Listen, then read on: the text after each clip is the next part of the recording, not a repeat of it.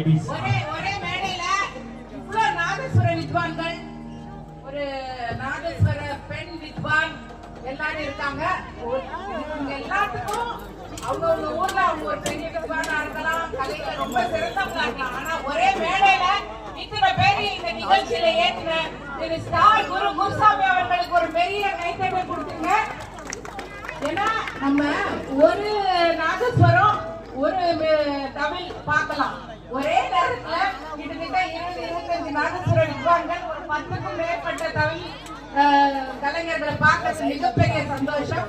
இந்த நேரத்துல இந்த கலைஞர் எல்லாரும் ஒரே நேரத்துல நம்ம பார்க்கறது நம்ம பெரிய பாக்கியம் நினைக்கிறேன் நான். ஏன்னா எங்கேயுமே மொத்தமா பார்க்கவே முடியாது இல்லையா? சோ அடுத்தது யார் வராங்கன்னு பார்ப்போம்.